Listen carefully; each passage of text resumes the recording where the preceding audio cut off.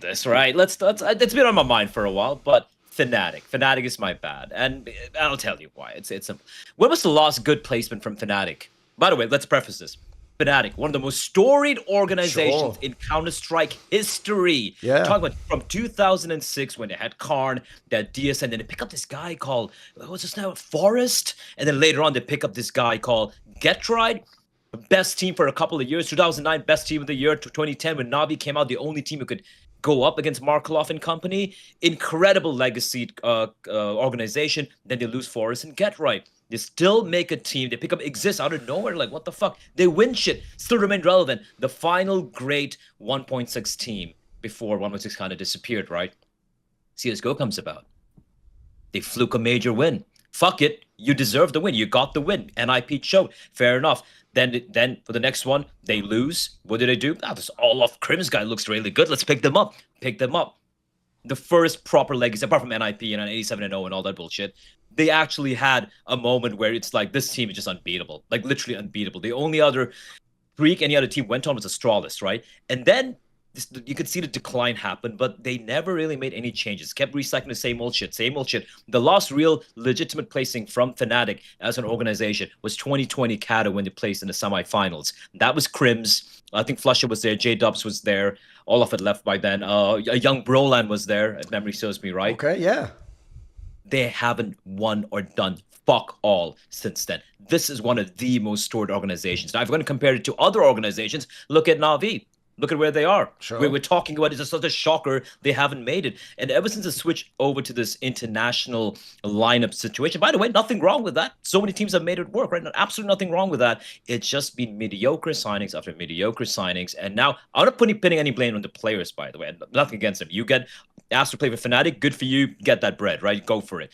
You get Blame F as well. And even when they signed Blame F, I'm like, I don't know about this team. I don't know what they're going to do. And then you go 0-3 out. You lose to Rare Adam. Rare Adam isn't even the top 3 best team in China.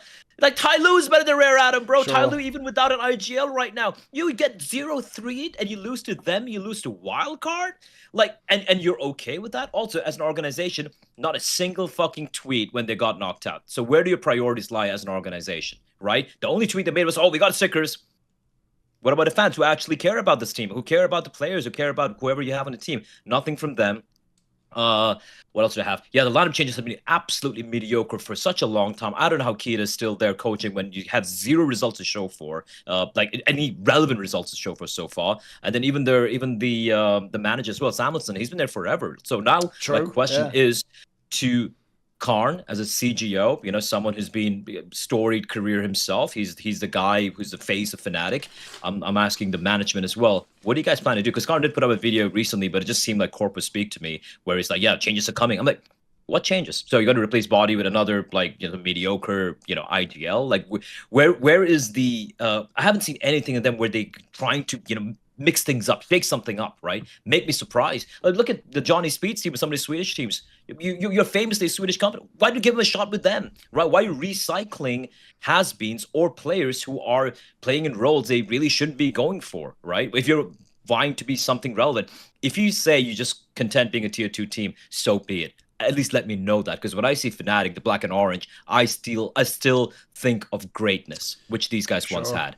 So I kind of feel like I care about their Counter-Strike division than anyone working in the organization. Bold. Yeah. The Karn interview had some statements to be lightly hopeful, I suppose. You know, they said that they do want to conduct changes with the coaching and or player staff.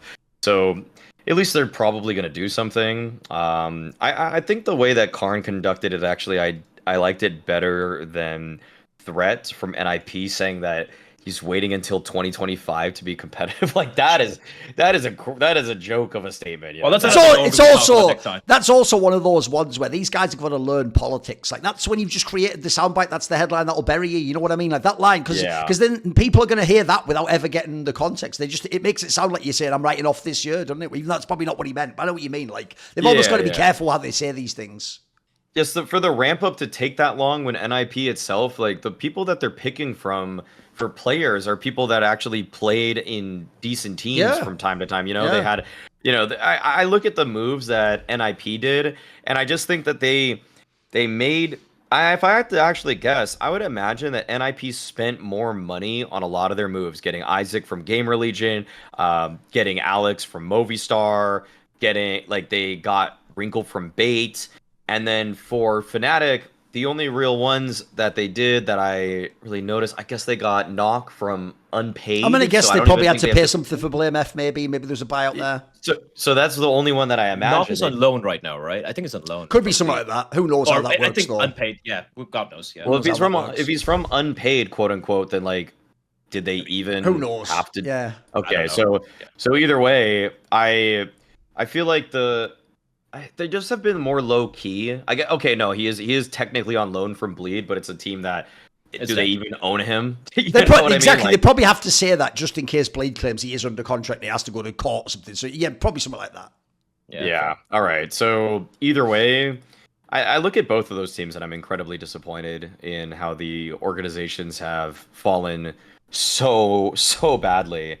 For Fnatic as a whole, the Rare Atom loss has to go down as for person for pound for pound, just one of the most unacceptable losses in a fairly meaningless game. I'm not trying to sell people that this was do or die or anything like that, but it's just in a game that is actually at the biggest tournament of the year and you fall to them in the fashion you did to look as uncoordinated as they did. Obviously they have to do something. Rare Atom, they don't even play, they don't even have the player quality. Kaze's 30 years old, somebody's 28. It's still, there's no, they're not playing good CS by any metric at all, and you still lose. That's embarrassing, dude. It really feels like if you're Fnatic and you have those 5 players versus Rare Atom's 5 players, you could have actually just defaulted every single round. And unless you are handicapping yourself with horrendous mid rounds, spoiler, they did, then you're going to win that game 10 out of 10 times.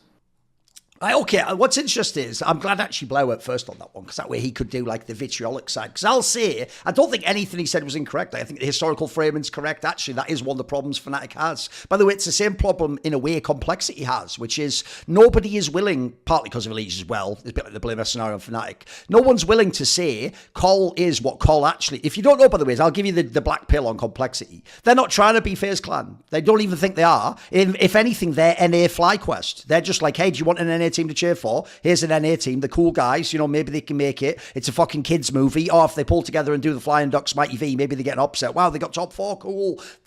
Anything's possible. We're America, yeah, go. But they're not trying to sign at the biggest names. They're not even in the hunt. Notice they're never on some overdrive rumor. Wow, and then maybe Complexity signs fucking Nico. That's never even things that I hinted at. So I would just say, unfortunately, Fnatic themselves, I don't think themselves, you sort of nailed it there, is they clearly don't in their hierarchy of within Fnatic view CS2 as number one.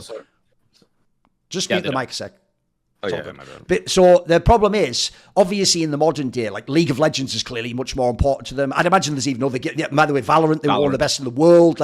Unfortunately, when they're figuring it out, and I'm sorry, if people don't know, that League of Legends and Valorant, which are Riot games, just tend to give you better rev share, basically. So at the moment, a lot of orgs are sort of cynical. By the way, it's the same reason Cloud9 doesn't go as hard on their CS team. That's obviously clearly bottom of the list. Same thing. Valorant and League of Legends are above it. That's the main games. So unfortunately, they're not treating it like their setup, which is they should be a prestige brand. If people don't know, you think of Mouse as an old school brand. Mouse should be nothing compared to Fnatic. If anything, Mouse is I don't know, fucking Chelsea, and then Fnatic's Manchester United or something. We'll talk about this. You should never, just like Manchester United in football, you think no matter what happens, you've got to always be good though. You've got to always be somewhere people want to play. In fact, that's even a key thing, right? When you have wax signings, you think, bro, what have you done to the brand that people don't want to play for Fnatic? That's supposed to be the dream, especially back in the day when you were Swedish. That was where you wanted to go. You even wanted that one more than Nip. You want to go to Nip because they got bloody Get Right in Forest. You go to Fnatic because it's Fnatic. That's where you go to make your name. So I'm with you on that one. If you want them to be a prestige brand, they haven't lived up to that for years now, and it doesn't, quite frankly, look like they've put the resources, manpower or money into doing so. In fact, if anything, it looks to me like the last few years they've been doing what I understand, which is like a lot of orgs that are like bigger orgs that have had a history in the game. It looks like they're min-maxing to gamble on getting stickers, and spoiler, they're getting the stickers. So for them, it's working right now. It's actually, the funny thing is, we all hate on the Astralis. Astralis do keep trying to do blockbuster sides, just keep fucking the roster up and not qualified. So in that sense, unfortunately, the industry incentives are telling Fnatic what you're doing is fine. But I agree, how could you be a fan is the problem. You can't be a fan of this lineup, because this lineup is like an OG CS lineup, you know what I mean? Like, it's not, you know it's not going to win, and it's just like, what's this mix of players? Like, there's no identity or theory. But here's the thing though, so where I'll disagree a little bit is, I did an interview recently with Ross R, who is the guy who behind the scenes is like sort of playing kind of like a GM role, or he's like part of like, he's basically helping them with scouting, and he's a guy who used to be in Endpoint when they scouted all those talents, like the Nurtures of the world, the Boroses, those players that came up through Endpoint, where they had all those different names that came through and came to top teams. He was basically there, and so he's one of the people, for example, as far as I know, as to why they've got the Matisse guy, who's like the young up-and-comer in their squad.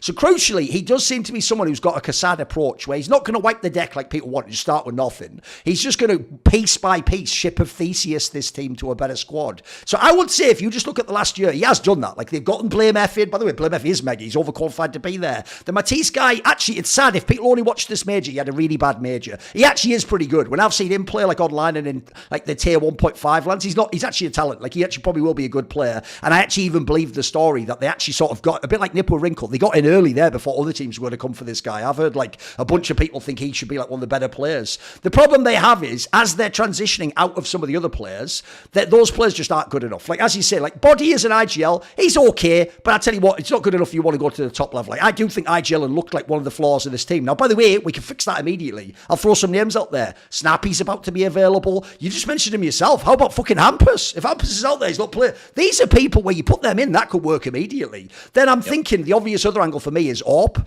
because I actually think Nork, look, he's fine, he's okay, but he is a bit of a passive AWPer. He's not really like the star AWPer. If you want AWPers, again, some Pius might be available. By the way, there's always up-and-coming AWPers. If you ever just go to like Eastern Europe and just look at FPL, that's actually probably one of the easiest things to recruit, is aggressive AWPer who just flicky style play. Like, I think if you add some of these players to Matisse and Blame F, who could both have, like, Blame F already has star potential, the Matisse guy's just one for the future. Crims at the moment gets by being the veteran, because you do need someone to fill the roles. With that said, I always make this point. People do that thing where they go, oh wow, Crims and Rain still just hanging around. Like, mate, Rain's on another level than Crims. Let's be real about that. You know what I mean? The difference is, Rain isn't who he used to be, but he can still rock up and he can actually look like the best player in the server against top 5 teams, bro. The difference is, Crims, it's more like, you know, he's just like a veteran and he can do his job. That's it. He's not top player. So in my opinion, you can still keep Crims for the legacy angle as long as you make all the rest of the team dope. So I think they're like a couple of pieces away. But if you do those pieces, I don't hate the premise. I do agree with you though. As a summary of the last few years, they were definitely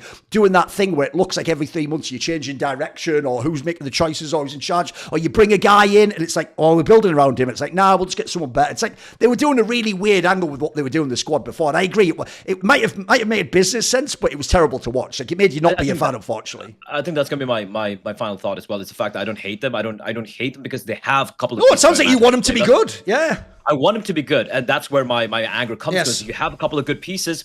The major shuffle season is going to happen.